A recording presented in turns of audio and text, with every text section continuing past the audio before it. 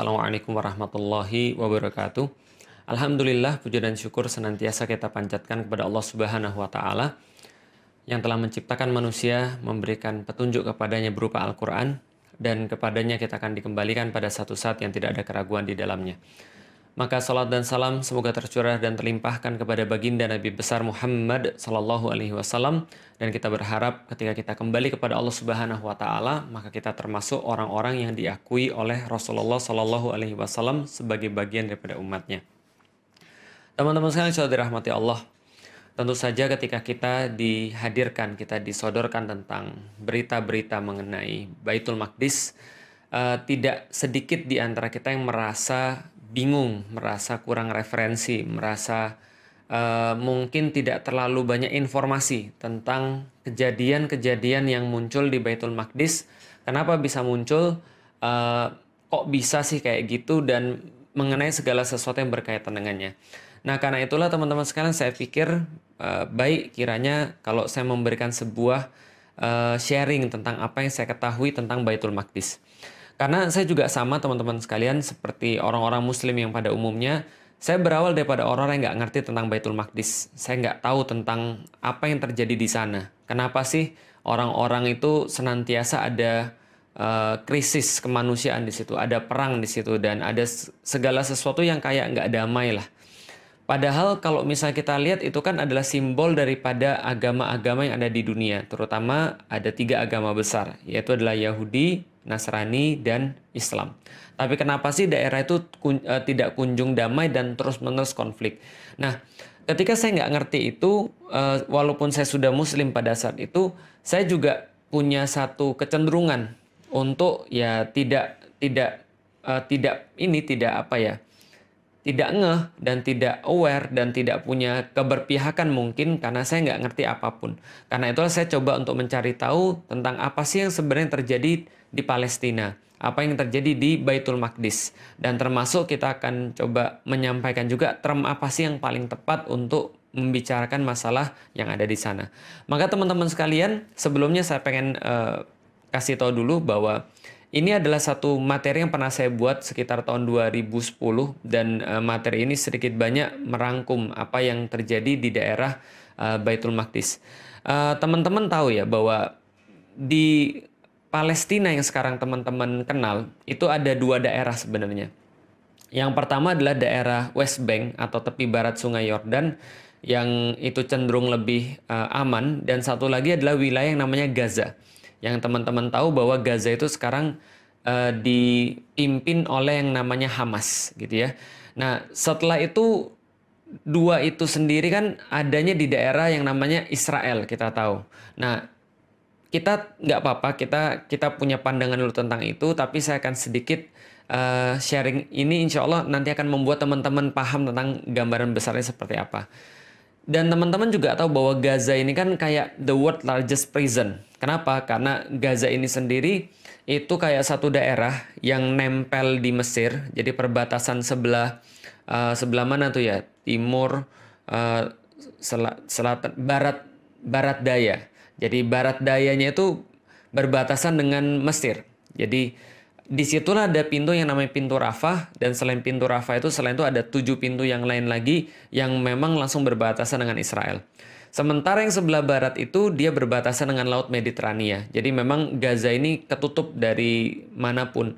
Dia kayak disebut the world largest prison, dan benar-benar hidup mereka itu terkunci dari arah mana saja, sehingga pernah mereka diboikot listrik, air bersih juga susah di sana, dan mereka juga kesulitan dengan segala macam fasilitas, tapi somehow mereka tetap bisa survive, yaitu adalah pertolongan Allah Subhanahu wa taala. Itu adalah Gaza.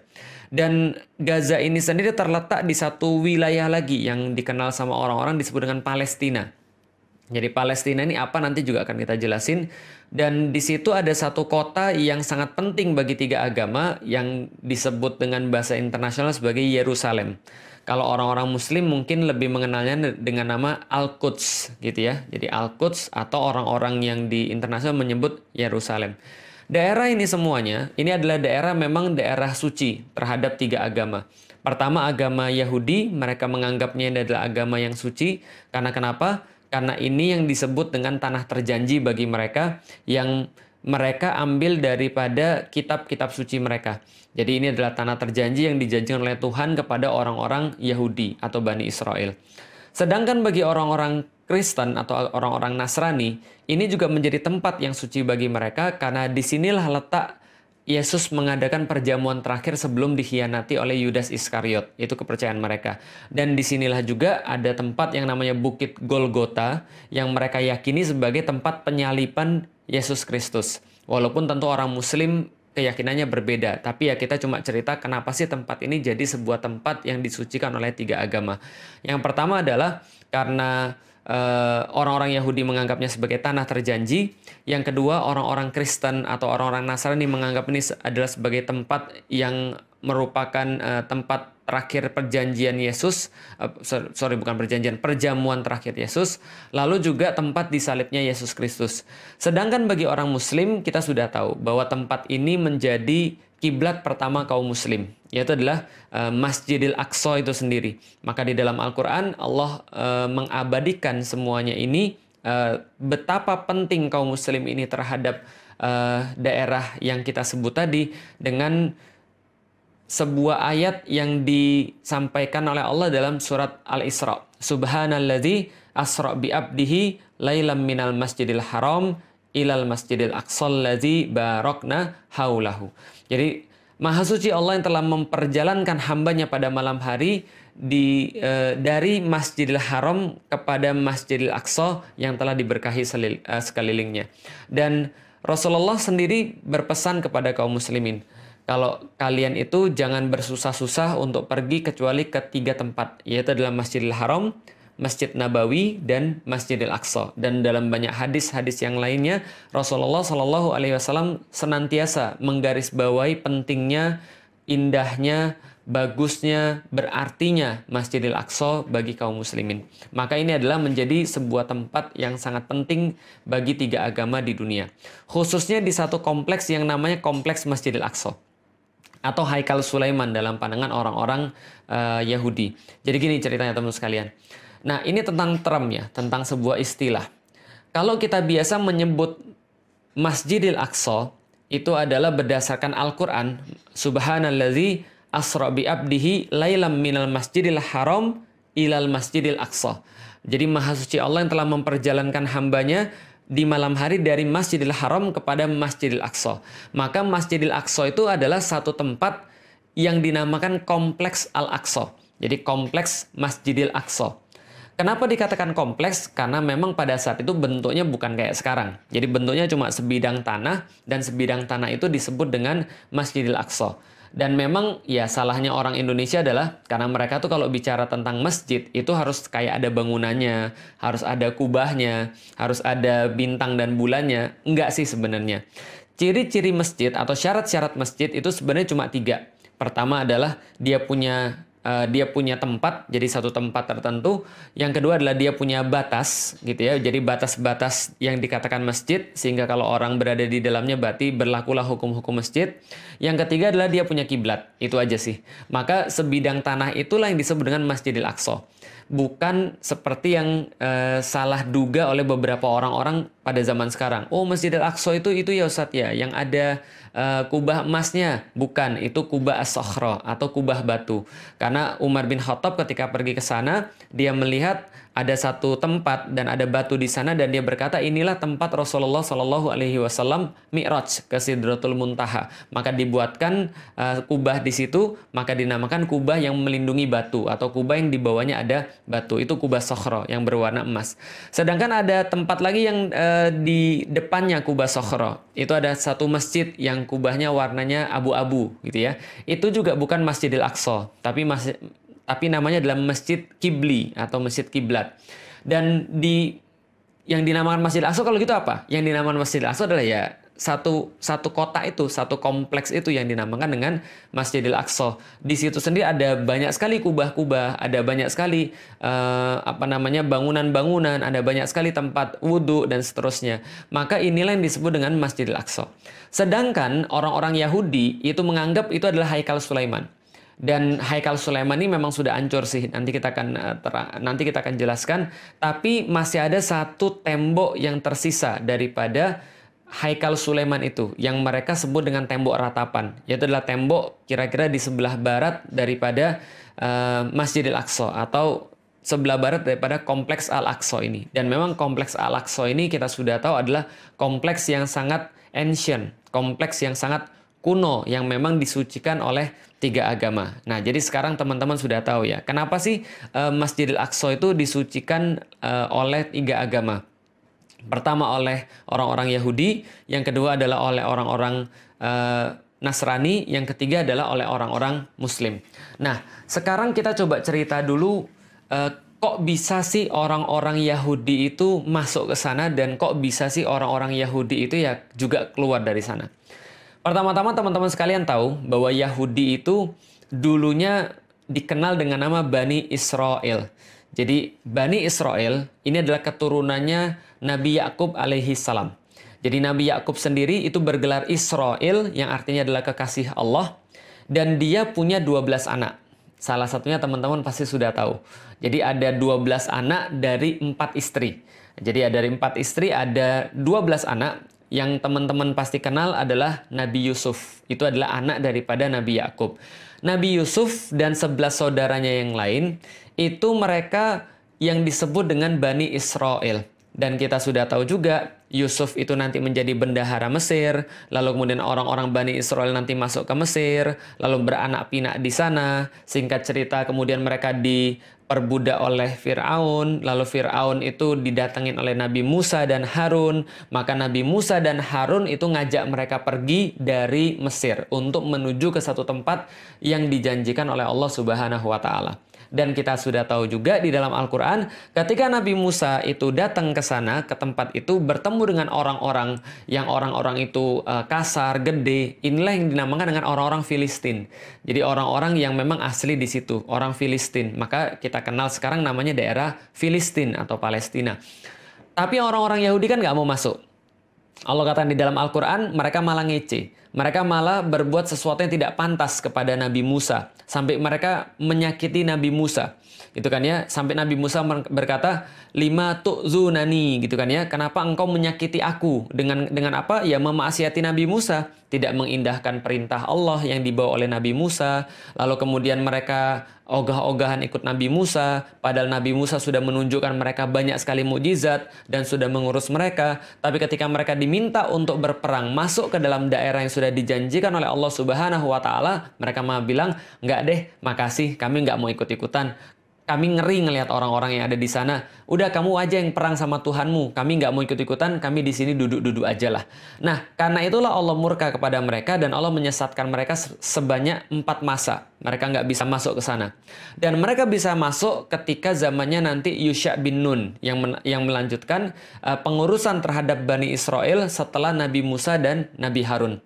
Dan itu pun mereka nggak berhenti buat masalah. Mereka malah kemudian ingkar terhadap perintah Allah. Mereka mempermainkan aturan-aturan Allah. Mereka malah membuat olok-olokan terhadap para nabi dan seterusnya. Dan singkat cerita lagi, Yusha bin Nun ini membagi tanah terjanji, tanah Filistin itu menjadi 12 bagian.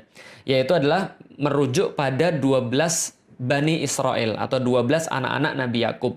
Sedangkan Yusha bin Nun sendiri itu menjadi sebuah penengah di antara mereka untuk memerintah mereka. Karena memang urusan mereka senantiasa diurus oleh para nabi.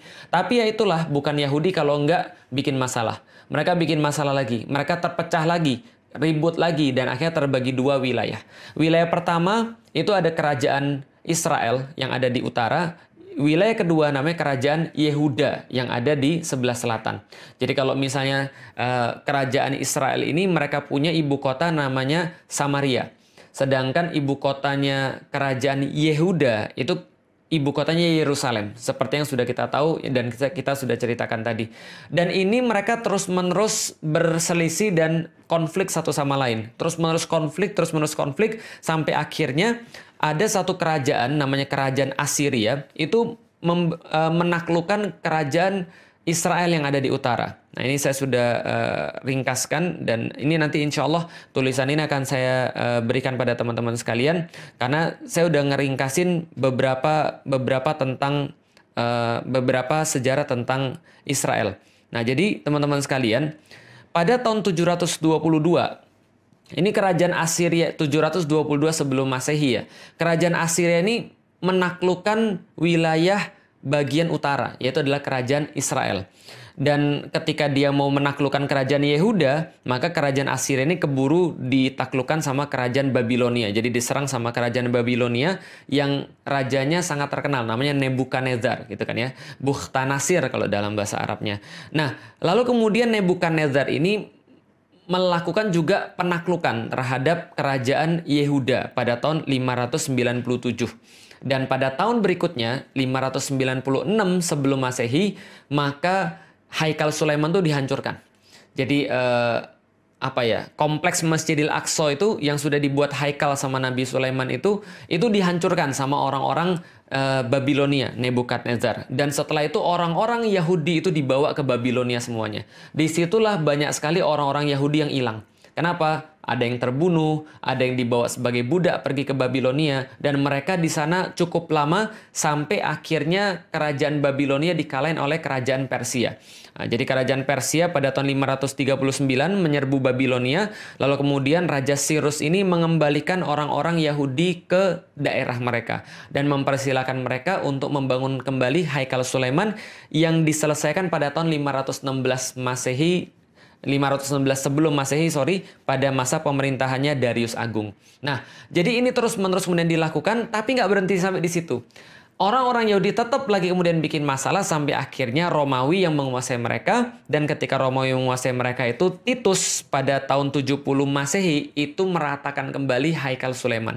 Jadi 2 kali Haikal Sulaiman itu hancur, yaitu adalah sebuah kompleks tempat ibadah yang dibangun oleh Nabi Sulaiman. Itu hancur pertama adalah pada tahun 596 sebelum Masehi oleh Nebukadnezar atau oleh Babilonia.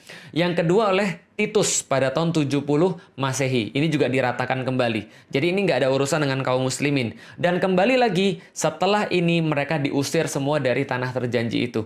Karena mereka itu bikin selalu masalah, membuat situasi jadi nggak bagus, dan senantiasa melakukan pemberontakan, maka orang-orang Romawi ngusir seluruh orang-orang Yahudi dari tanah terjanji mereka itu. Itulah kedua kalinya mereka diusir. Pertama kalinya mereka dijadiin budak ke Babilonia, yang kedua mereka diusir dari tanah terjanji oleh orang-orang Romawi. Jadi nggak ada urusan dengan orang-orang Muslim. Dan pengusiran kedua inilah teman-teman sekalian yang dikenal dengan nama diaspora. Jadi mereka pergi melanglang buana kemanapun, ke daerah-daerah yang lain gitu kan ya. Sampai mereka punya dendam yang besar terhadap orang-orang Romawi ini. Kenapa? Yang sudah mengusir mereka dari tanah terjanji. Terus-menerus ini kemudian mereka menjalani kehidupan yang sulit. Dan orang Yahudi ini karena punya sifat yang nggak baik. Mereka punya sifat serakah, mereka punya sifat suka ingkar janji, mereka punya sifat pengecut, mereka suka mengolok-olok orang, mereka suka melakukan hal-hal yang nggak bagus gitu ya. Maka mereka ini kemana-mana dapat masalah. Di Jerman dapat masalah, di Austria dapat masalah, lalu kemudian di Eropa tempat-tempat yang lain mereka dapat masalah. Dimanapun mereka tinggal, orang-orang Yahudi ini memang senantiasa eksklusif dan menimbulkan problem. Karena itulah kebanyakan dimanapun itu mereka senantiasa punya problem dengan masyarakat setempat. Nanti list-listnya itu teman-teman bisa cari. List-list problem terhadap orang-orang Yahudi. Makanya sampai dikenal dengan nama gerakan antisemit atau gerakan anti-Yahudi, kira-kira gitu ya. Nah, hanya saja ketika pada tahun 1860 ini lahir seorang pemuda yang orang ini nanti akan menjadi bapak Zionis, namanya Theodor Herzl. Dia seorang Yahudi berkebangsaan Austria. Lalu pada tahun 1896, jadi lahirnya 1860 lahir, 1896 ketika dia berumur 36 tahun, itu dia menulis satu buku yang sangat fenomenal pada zamannya. Namanya bukunya Der Judenstaat, yaitu adalah the Jewish state. Nah, jadi Der Judenstaat, the Jewish state. Dan di situ dia menegaskan kembali bahwa perlu banget bagi orang-orang Yahudi supaya tidak mendapatkan problem di mana-mana, maka mereka harus bersatu dan sudah wajib bagi mereka untuk memiliki sebuah negara. Makanya judulnya Der Judenstaat, the Jewish state. Dan ketika itu orang-orang bilang, wah ini orang gila, ini orang stres, ini berbahaya. Kenapa? Di zaman itu teman-teman sekalian, orang Yahudi aja di mana-mana nggak disukai oleh orang. Apalagi ada ide mereka mau buat satu negara. Nah, itu orang udah kebayang tuh problemnya kayak apa. Maka ini kemudian dibully, lalu kemudian dilarang peredaran buku ini. Nggak boleh dibaca, nggak boleh diperjualbelikan. Kenapa? Karena mengandung ide yang sangat absurd bagi orang-orang pada zamannya. Tapi dia nggak berhenti. Dia melakukan kontak terus-menerus. Dan akhirnya dia dapat kontak namanya Lord Rothschild. Jadi ada satu keluarga sangat kaya sekali yang merupakan pionir daripada sistem perbankan. Namanya adalah keluarga Rothschild. Dan waktu itu Theodor Herzl ini dapat sponsor daripada Rothschild. Lalu dia pada tahun berikutnya, pada tahun 1837 ini tadi kan 1860 ya, 1897. Jadi setahun setelah bukunya keluar 1896, lalu pada tahun 1897 maka diadakanlah sebuah Kongres Zionis pertama di dunia. Apa yang mereka kemudian simpulkan di sana? Kami harus bangun satu negeri untuk orang-orang Yahudi, untuk mewujudkan cita-cita orang-orang zaman dulu bahwa negara Yahudi harus bersatu dan punya satu tempat. Pertanyaannya teman-teman sekalian, kalau ada orang-orang kayak gini yang memang di mana-mana bikin masalah, di mana-mana dibenci sama orang, lalu mereka punya ide dari Judenstaat, gimana kalau kita buat satu negara buat orang Yahudi, the Jewish state. Kalau gitu pertama kali mereka harus cari tanah dong, mereka harus cari tempat dong. Pertanyaannya tempatnya di mana? Jawaban teman-teman betul.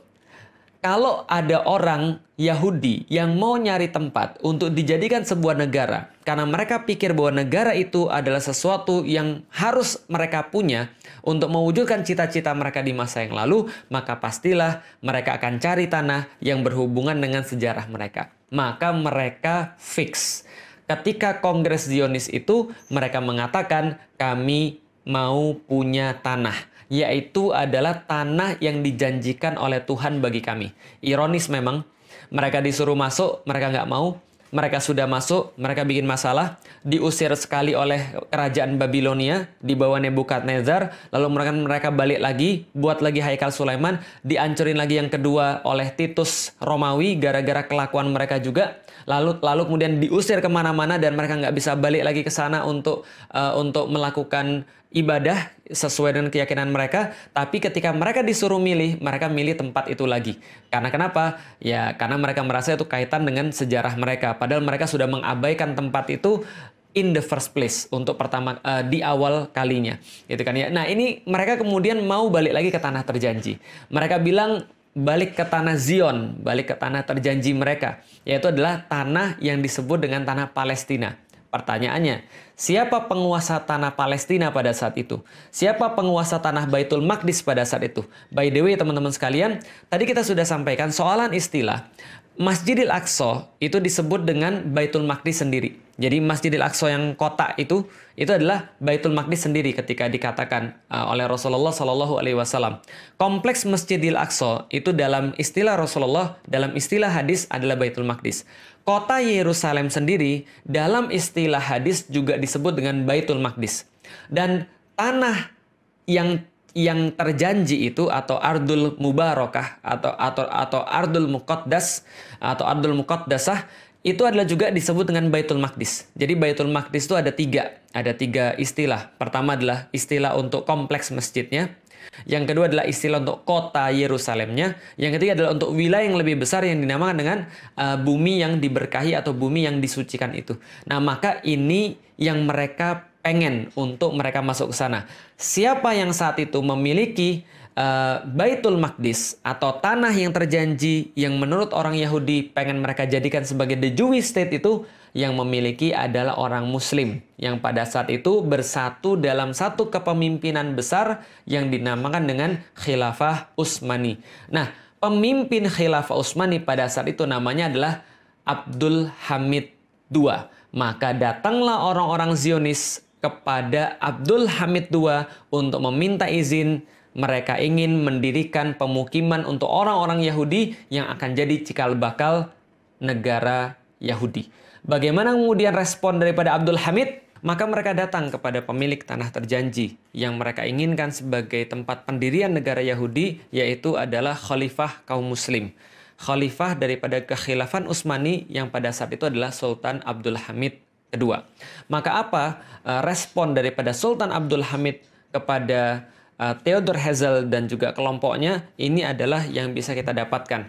Maka Sultan Abdul Hamid tidak ingin menemui Herzl, lalu mengirim pesan kepadanya, beritahu pada para Yahudi yang tidak sopan itu bahwasanya hutang-hutang Utsmani itu bukan merupakan perkara yang hina.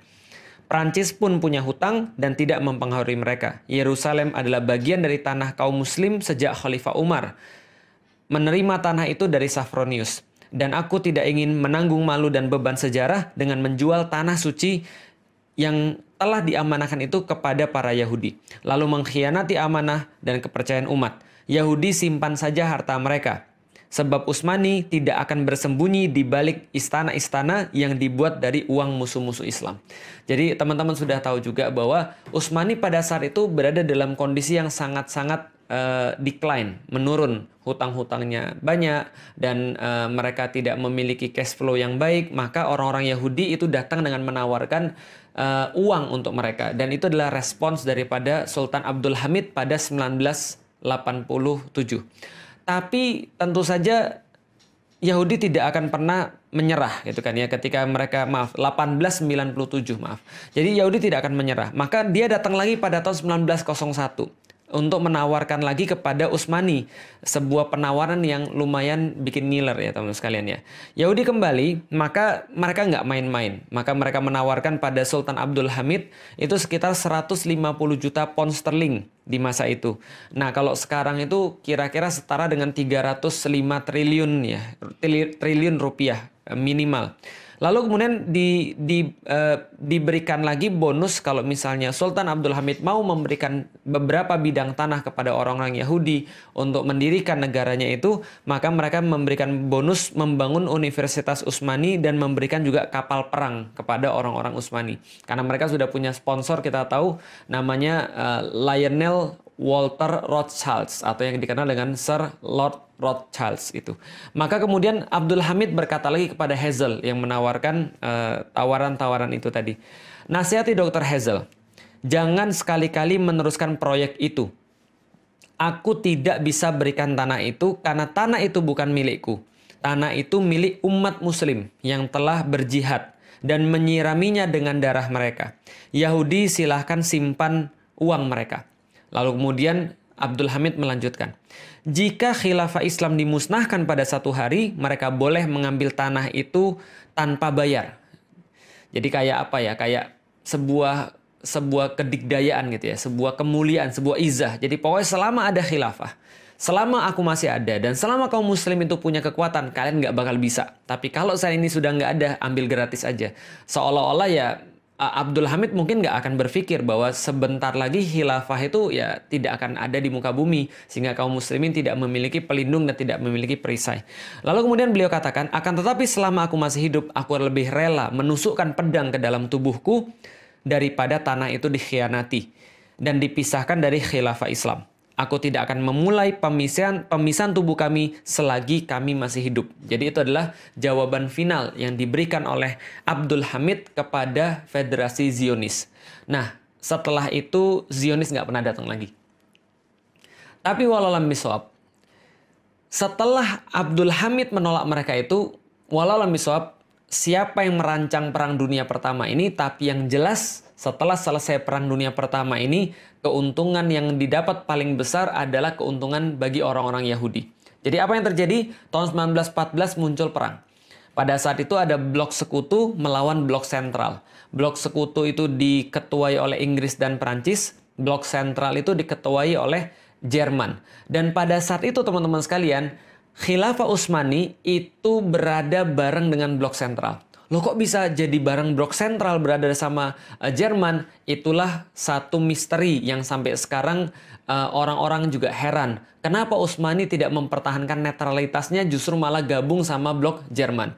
Dan kita sudah dapat sampai sekarang bahwa ada banyak sekali intrik yang terjadi di Khilafah Utsmani pada saat itu, bahwa sultan yang ada hanya sekedar sultan kayak apa ya, simbol saja, tapi pemerintahan itu sebenarnya dijalankan oleh satu partai yang partai itu tidak mau dikendalikan oleh sultan. Jadi berada di luar kendali sultan. Dan mereka punya satu menteri, yang menteri ini akhirnya justru membuat kesepakatan rahasia dengan Jerman ketika justru Jerman sudah mengumumkan perang terhadap sekutu. Maka seolah-olah sekutu bilang, ya udah kalau gitu Utsmani adalah bagian daripada blok sentral. Maka Utsmani mau nggak mau harus ikut perang. Karena seolah-olah sudah ya memang ikut perang. Nah itulah dalam tanda kutip ketidaksengajaan orang-orang Utsmani, Khilafah Utsmani untuk ikut perang.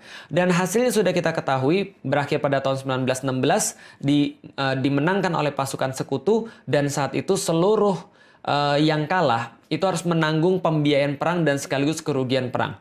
Nah, khusus untuk Utsmani, maka wilayah-wilayahnya itu dibagi oleh Inggris dan Prancis lewat perjanjian Sykes-Picot pada tahun 1917. Sykes ini adalah seorang komandan dari Inggris, Picot ini adalah seorang komandan dari Prancis. Mereka bersepakat untuk berunding dan membagi wilayah-wilayah Utsmani. Dalam perjanjian ini, maka mereka membagi wilayah-wilayah, ada wilayah bagi Inggris, ada wilayah-wilayah bagi Prancis, dan mereka menggunakan ada satu wilayah bersama, wilayah khusus, yaitu adalah wilayah Palestina dan sekitarnya, itu dikasih wilayah khusus. Tapi sebenarnya yang punya siapa? Yang punya adalah Inggris. Ketika kita sudah paham bahwa Inggris memiliki wilayah kaum muslim termasuk wilayah Palestina atau wilayah Baitul Maqdis, berikutnya kita sudah duga.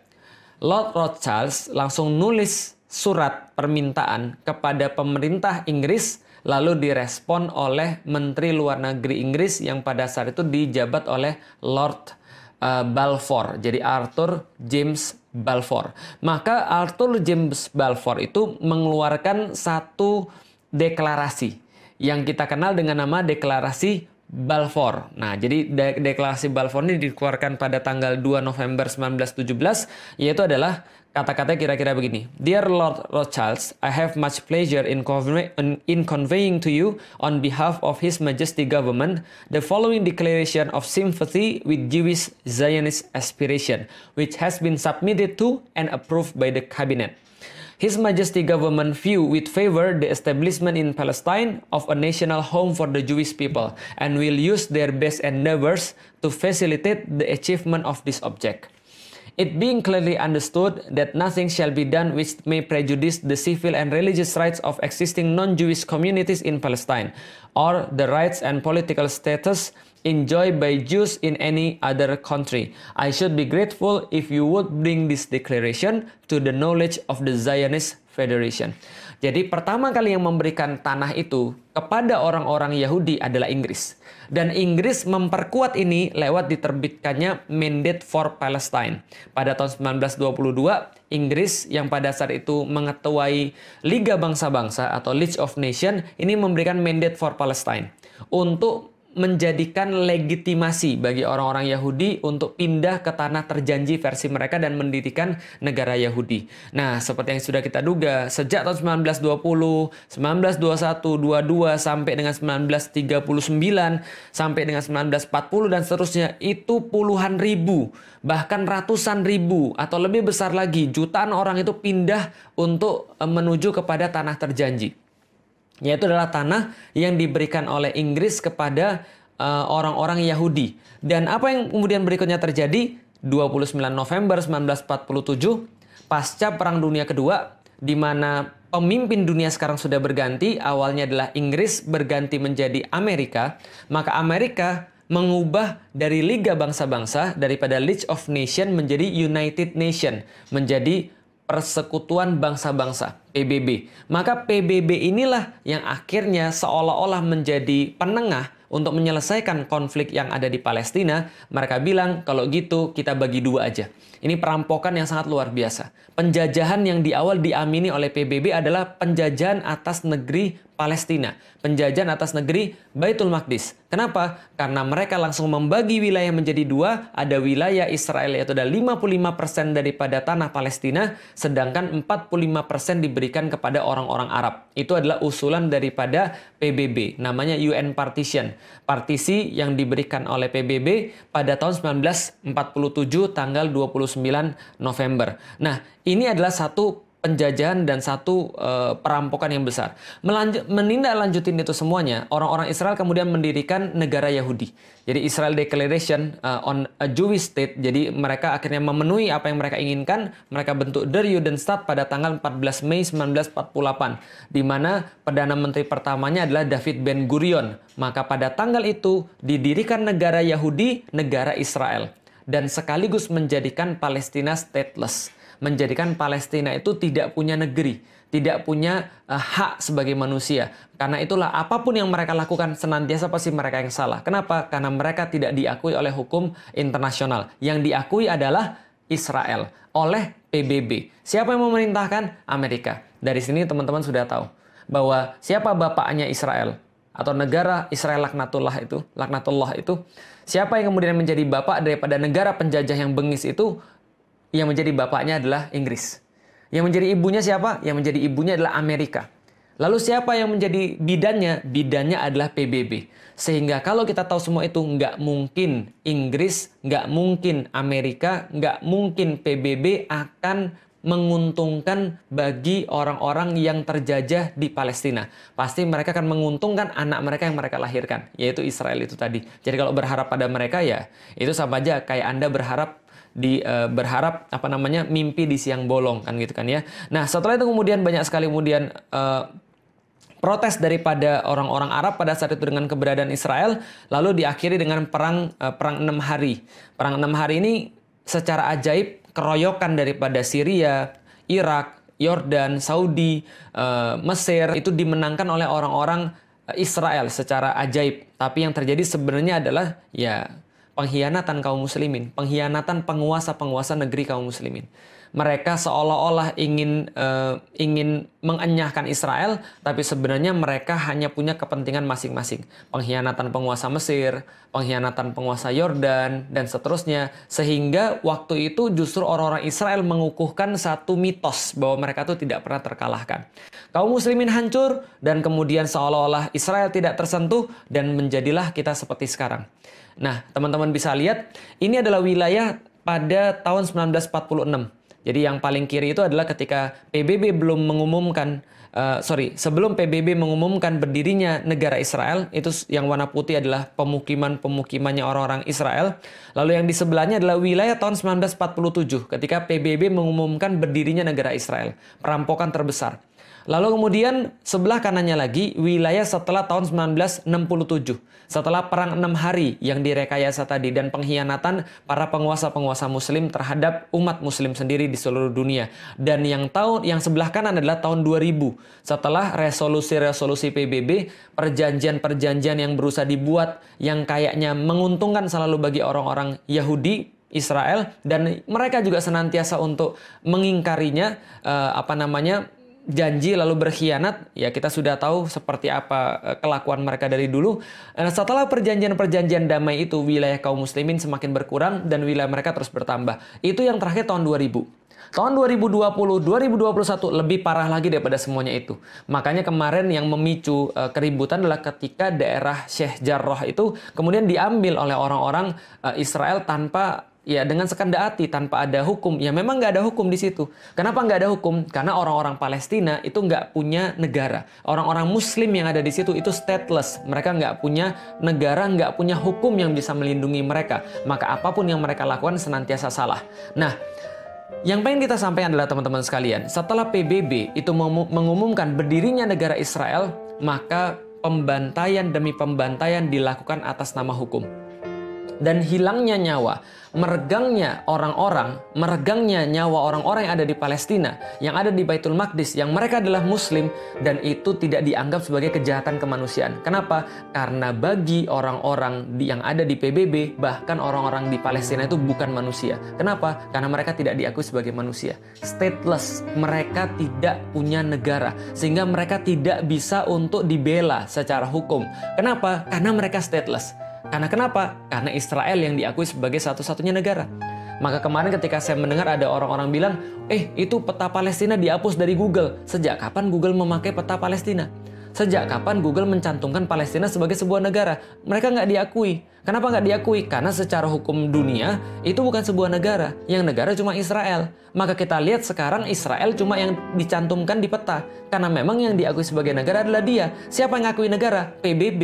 PBB kan bidannya. Maka kalau misalnya ngarep PBB nyelesain masalah Palestina, nggak akan mungkin. Menyelesaikan masalah di Baitul Maqdis, nggak bakal mungkin. Karena mereka yang bikin masalahnya di awal. Jadi teman-teman sudah paham. Nah, kenapa misalnya PBB bisa begitu? Ya karena mereka didukung. Didukung oleh siapa? Mereka didukung oleh Amerika, mereka didukung oleh Inggris, mereka didukung oleh kebanyakan orang-orang penguasa di dunia. Sementara orang-orang Muslim, penguasa-penguasanya hanya bisa diam melihat hal yang seperti ini. Kalaupun ada yang berbicara, alhamdulillah ada yang berbicara, maka yang berbicara ini posisinya terjepit. Maka yang berbicara ini tidak bisa berbicara lantang. Kenapa? Mereka tidak bisa mengerahkan pasukan militer ke sana karena bertentangan dengan hukum internasional. Maka ini yang kemudian bisa kita lihat pada saat ini. Nah, apa yang bisa kita lihat pada Januari 2009 misalnya, ketika orang-orang Israel laknatullah menunjukkan kebiadabannya sekali lagi kepada kaum muslimin dengan menghujani kaum muslimin dengan rudal-rudal, dengan senjata-senjata kimia yang sangat tidak manusiawi, tapi tetap aja dibela sama Amerika. Obama misalnya berkomentar, Israel have a rights to defend itself. Kenapa? Karena ketika munculnya pun ketika dia pengen jadi presiden, ya dia berpidato di depan AIPAC, American Israel Public Affairs Committee, dan mengatakan komitmennya untuk mendukung orang-orang Israel dan mendukung kemuktahiran senjata-senjata Israel sebesar 30 miliar US dollar. Jadi ini yang kemudian dijanjikan oleh Amerika terhadap pemerintahan Israel. Dan mereka menggunakan ini sebagai kayak komitmen. Kalau misalnya mau jadi presiden ya harus dukung Israel. Kalau nggak mau dukung Israel ya susah untuk jadi presiden. Kenapa? Karena nggak didukung oleh komunitas Israel, nggak didukung oleh komunitas Yahudi. Lalu gimana dengan penguasa-penguasa Muslim? Ya itu yang kita kemudian agak miris. Kok bisa ada orang-orang Muslim yang justru diam ketika melihat saudara-saudara Muslimnya dizolimi dengan kata-kata itu bukan negara saya. Bahkan Mesir itu menghalangi orang-orang yang mau untuk mengungsi, menghalangi suplai air bersih dan menghalangi suplai logistik ke situ. Bahkan negeri-negeri yang lain juga nggak peduli melihat kondisi itu, seolah tutup mata. Padahal mereka sama-sama orang-orang Arab. Padahal mereka sama-sama Muslim. Mereka sama-sama Qur'annya sama, kiblatnya sama, Rasulnya sama. Tapi mereka tidak bisa berbuat apapun, bahkan cenderung diam, bahkan bekerja sama dengan penjajah-penjajah Israel ketika kaum muslimin sedang dibunuh di situ. Ini adalah sesuatu yang sangat miris sekali teman-teman sekalian. Nah, maka apa yang bisa kita lakukan teman-teman sekalian? Ketika kita melihat semua ini ya nggak ada yang bisa kita lakukan. Yang bisa kita lakukan ya sesuatu yang tidak esensial. Seperti berdoa dan berdonasi. Mungkin sharing tentang perkara-perkara kayak gini. Nggak ada yang bisa kita lakukan lebih daripada itu. Kenapa? Karena kalau teman-teman nyimak dari awal, kita jadi tahu permasalahan kaum muslimin adalah karena mereka tidak bersatu. Karena mereka tidak bersatu, mereka tidak punya kekuatan. Kenapa mereka tidak punya kekuatan? Mereka tidak punya kepemimpinan. Maka yang bisa menyelesaikan permasalahan Palestina, permasalahan Baitul Maqdis adalah ketika kaum muslimin itu bersatu dan mereka punya kepemimpinan sehingga mereka terorganisir dengan kekuatan mereka. Itu yang terjadi pada masa-masa yang lalu ketika orang-orang Yahudi tidak bisa berbuat apapun. Mereka tidak bisa untuk menyerang kaum muslimin. Mereka tidak bisa untuk menakut-nakuti kaum muslimin. Mereka tidak bisa untuk berbuat seenaknya ketika kaum muslimin masih punya kekuatan pada masa lalu di bawah kekhilafan Utsmani tadi itu. Maka tidak ada yang bisa menyentuh Baitul Maqdis. Kenapa? Karena kaum muslimin akan membela dengan darah mereka. Kaum muslimin akan membela kehormatan negeri mereka dengan seluruh kekuatan yang mereka punya. Tapi sekarang ketika itu tidak ada, maka kita tidak bisa berbuat apapun. Karena kita tidak punya punya kekuatan, kita tidak punya persatuan. Lalu gimana caranya? Mengacu pada Rasulullah Shallallahu Alaihi Wasallam, maka yang pertama adalah kita harus berjihad secara ilmu. Pahami tentang Baitul Maqdis, ngerti tentang Baitul Maqdis, pahami tentang Palestina. Apa yang harus kita perjuangkan sebenarnya? Perjuangan apa yang tidak akan punya buah? Perjuangan mana yang dilakukan oleh Rasulullah Shallallahu Alaihi Wasallam? Misal, kalau orang nggak ngerti teman-teman sekalian terhadap masalah ini, maka dia akan bilang, oke, kalau gitu kita akan minta agar kita kembali pada daerah 1947. Yaitu adalah ketika PBB membagi dua wilayah ini, yaitu adalah wilayah Israel 55% dan wilayah kaum muslim 45%. Ini salah, karena mereka nggak ngerti. Kok malah diperjuangkannya adalah wilayah ketika terjadi perampokan. Kayak kita, ada orang tiba-tiba masuk ke rumah kita, lalu dia bilang, saya bawa surat dari RT. Bahwa mulai dari hari ini, RT bilang bahwa rumah ini kita harus bagi dua. Kamu tinggal di WC dan di dapur, saya ambil selain itu. Emang kita terima kalau kayak gitu? Ini kan perampokan.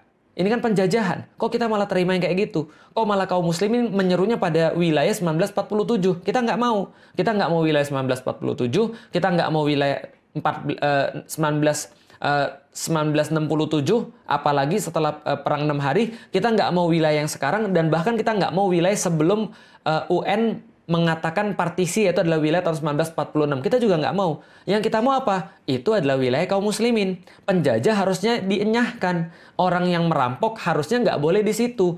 Ini adalah solusi sebenarnya. Maka solusi terhadap penjajahan ya berarti dibebaskan. Sebagaimana Umar bin Khattab membebaskan Baitul Maqdis.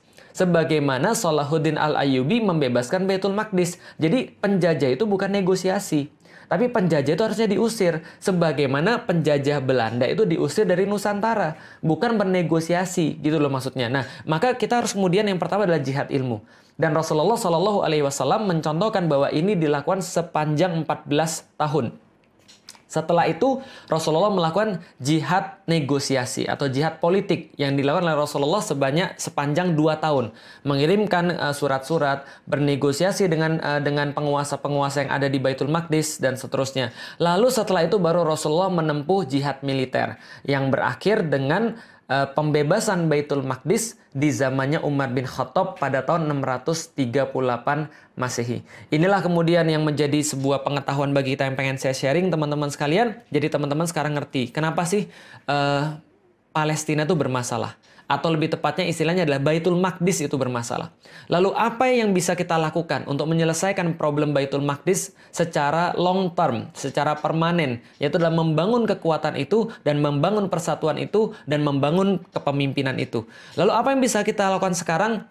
Nggak ada yang lain selain doa, donasi, dan share pengetahuan-pengetahuan tentang Baitul Maqdis agar kita tidak menjadi orang-orang yang memperhatikan Baitul Maqdis hanya ketika mereka menangis dan berteriak ketika mereka dibom, dihujani dengan peluru, ataupun dibunuh di depan mata kita.